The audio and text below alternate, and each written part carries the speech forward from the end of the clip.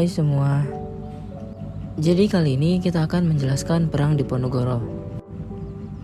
Pada masa penjajahan oleh Belanda di Indonesia, telah banyak perlawanan yang dilakukan oleh rakyat Indonesia dari berbagai daerah. Salah satu perlawanan rakyat Indonesia terhadap penjajahan kolonial Belanda yaitu Perang Diponegoro.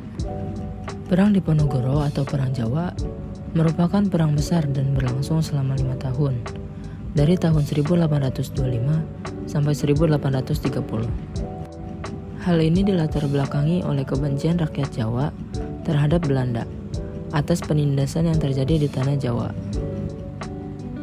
Sesuai dengan namanya, perang ini dipimpin oleh Pangeran Diponegoro yang merupakan pangeran dari Kesultanan Yogyakarta.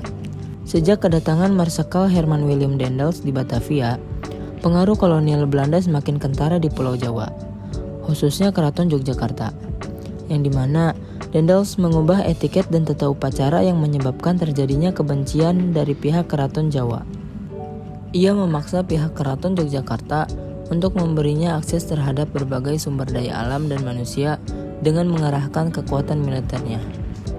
Setelah Sri Sultan Hamengkubuwono IV wafat, Presiden Yogyakarta dipimpin oleh John Herantoni Hendrik Smitherd banyak mencampuri urusan kekuasaan keraton, di mana banyak kebijakan sepihak yang dimusulkan olehnya saat itu.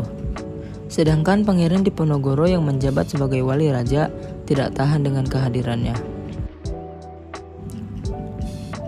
Mulainya Perang Diponegoro pada pertengahan bulan Mei 1825. Memutuskan untuk memperbaiki jalan-jalan kecil di sekitar Yogyakarta, namun pembangunan jalan yang awalnya dari Yogyakarta ke Magelang dialihkan menjadi lewat pagar sebelah timur Tegalrejo, dan Belanda memasang patok-patok perbaikan jalan di sepanjang makam Pangeran Diponegoro.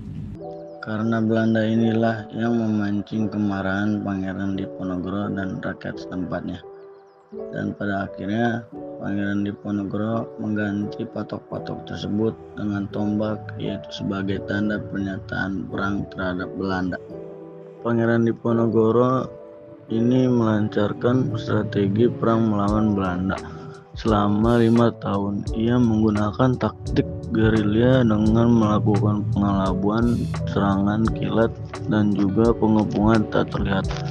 Sedangkan untuk melawan dan mengalahkan pasukan Diponegoro, Belanda yang dipimpin oleh Jenderal Hendrik Geigock harus menerapkan strategi untuk melawan pasukan Diponegoro, yaitu dengan benteng stelse, mendirikan benteng di setiap daerah yang dikuasai dan dihubungi dengan adanya jalan agar komunikasi serta pergerakan pasukan yang bergerak lancar. Pada akhirnya strategi benteng stelsel, yaitu dari Belanda, ini berhasil memecahkan pasukan lawan sehingga lebih mudah untuk dikalahkan. Di mana pada tahun 1829 Kiai Mojo sebagai pemimpin spiritual pemberontakan ditangkap, menyusul kemudian dengan Pangeran Mangkubumi dan panglima utamanya yaitu Ali Basah Sentot.